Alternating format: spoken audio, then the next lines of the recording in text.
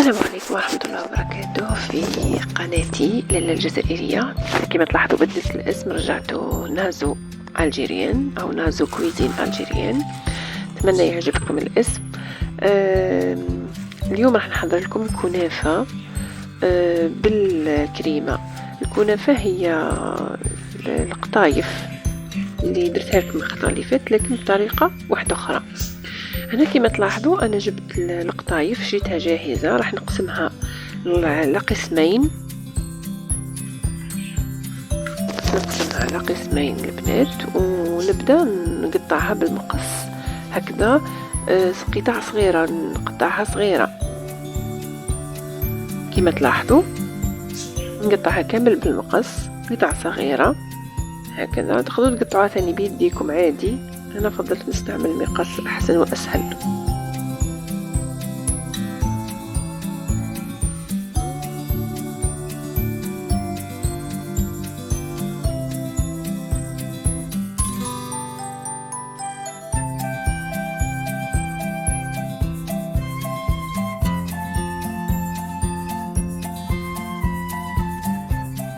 نواصل العملية حتى نكمل الكمية اللي استخدمتها.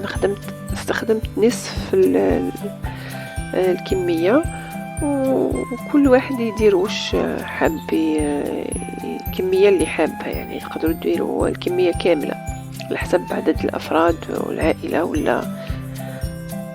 كي نكمل هكذا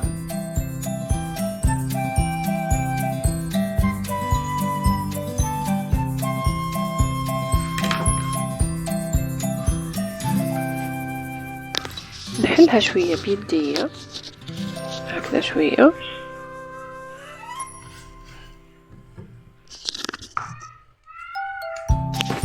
البنات كما تشوفوا أنا ذوبت كمية من السمن، وفرغته على هذاك القطايف، وراح نبدأ ندخل لها كمية السمن لداخل. نحطها بين يديا صح شوية برك، لأنه هي شتوها خفيفة مثل الكلاصة، يعني حلوها بصباعكم هكذا شوية بطريقة خفيفة يعني. ومن بعد تكملوا العفو، تسمعوها بالسمن هذا، تحلوها مليح.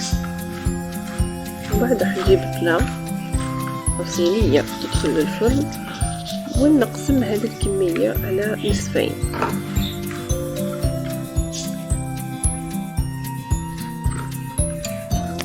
كما تلاحظوا جبت الصينية تاعي، ما دهنتها ما والو، لانه اصلا القطايف شتوها فيها السمن.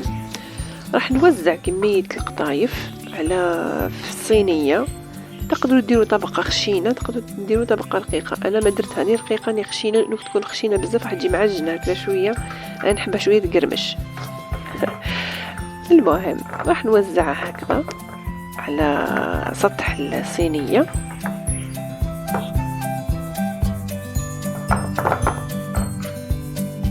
بطريقة متساوية.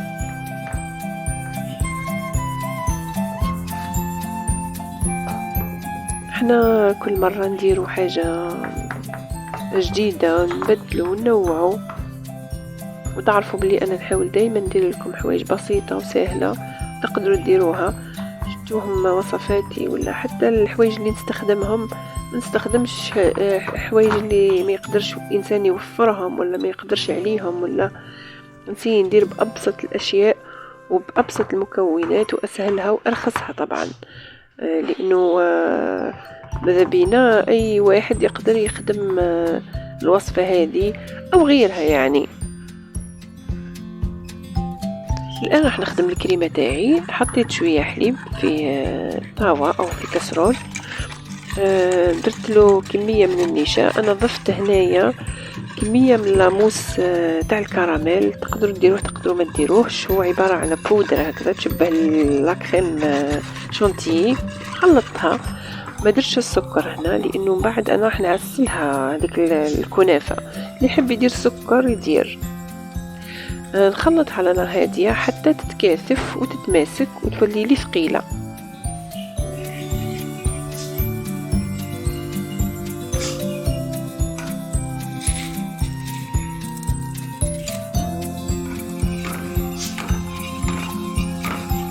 نتمنى تتفاعلوا مع الوصفات اللي راهو يشاهد في القناة. وإذا عجبتكم الوصفات تاوعي وعجبكم وديتوا نصائح وديتوا أفكار، نتمنى تكونوا من متابعيني، يعني هذا يشرفني.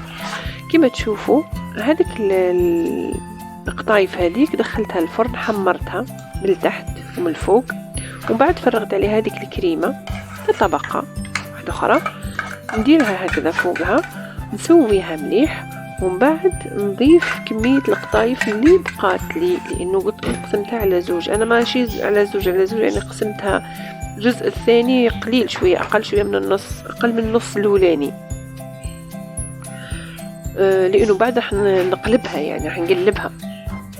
بركة نسويها هكذا،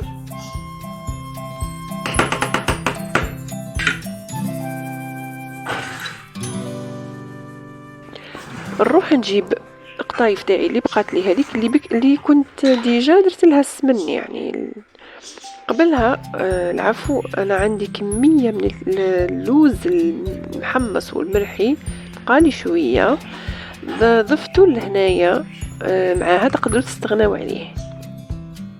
راح نوزع كميه القطايف اللي بقات لي على الوجه، ومن بعد ندخلها للفرن، نحمرها، ناخذ تحميرة فقط، وبعد نخرجها من الفرن بعد ما تتحمر. القطايف كي تكونوا طيبوا فيها عسوها، نقصولها، ديروها على نار متوسطة 160 درجة، وعسوها باه ما تحرق لكمش، لانه ثم تتحرق.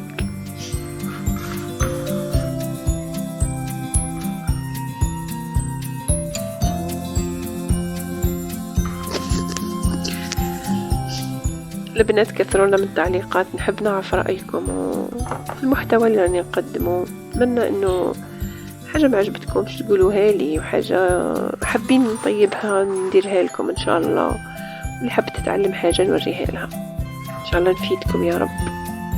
اذا ما مش راح نستفاد ماديا، على الاقل ندي الاجر، يعني واحد كيعلم واحد حاجة يدي معاه الاجر طبعا.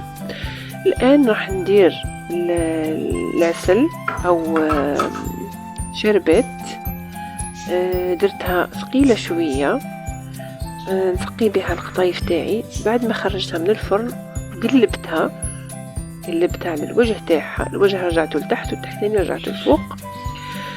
نزينها هكذا بشوية فستق أو بيستاش مرحي، وتزيين يبقى اختياري، تقدروا تطلعوا لك كريم شانتيي وتزينوا بها. طبعا تقدروا تزينوها تاني بالفواكه مجففة، تقدروا تزينوها بالمكسرات، par exemple كيما لوز فيلي ولا جوز ولا كيما حبيتوا.